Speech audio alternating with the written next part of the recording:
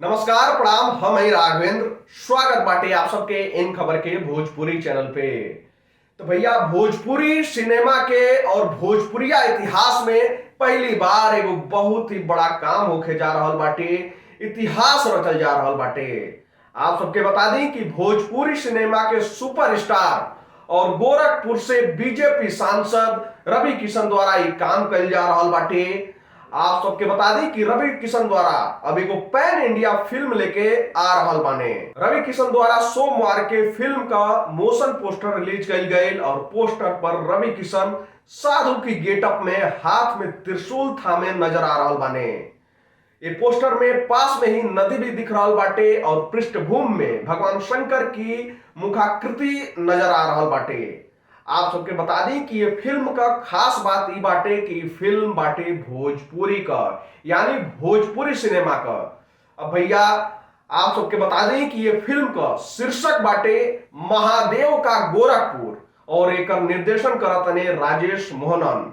आप सबके बता दी कि ये फिल्म भोजपुरी के साथ साथ हिंदी, तमिल, तेलुगु, मलयालम और कन्नड़ भाषा में भी 2023 में रिलीज हुई। तो भैया, ये भोजपुरी सिनेमा खातिर और भोजपुरी सिनेमा देखे वाला और ये भोजपुरी सिनेमा से जुड़े वाला हर एक व्यक्ति के गर्व का बात बाटे। आप सबके बता दें कि रवि किशन वैसे तो हिंदी, भोजपुरी, मराठी, तेलुगु, तमिल, कन्नड़ और हर एक भाषा में लगभग वो कई गो फिल्म कर चुकल बाने, लेकिन जौन उनके नाम मिलल वो भोजपुरी सिनेमा से मिलल और भोजपुरी सिनेमा के उस सुपरस्टार बन के उभरने।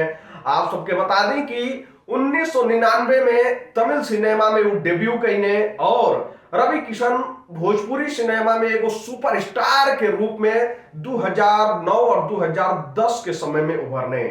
एकरे बाद रवि किशन द्वारा 2014 में तेलुगु सिनेमा में भी डेब्यू कईने और वहीं 2017 में कन्नड़ सिनेमा में भी डेब्यू कईने। एकरे साथ साथ रवि किशन मराठी, गुजराती भाषा के फिल्म में भी काम कैले बाने और कई गो वेब सीरीज में भी वो काम कर चुकल बाने। तो भैया, का आप सब ये फिल्म के देखे खातिर तैयार बानी कि नहीं बानी, और ये खबर सुन के आपका भी छाती चौड़ा भइल बाटे कि नहीं कि भोजपुरी का वर्चस्व और भोजपुरी के लेके जो सवाल उठेला ओकरे खिलाफ एगो या बहुत ही बढ़िया कदम बाटे और भोजपुरी का भी ऐसे नाम होई।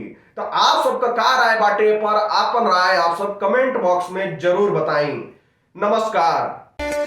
इन खबर चैनल को सब्सक्राइब करें।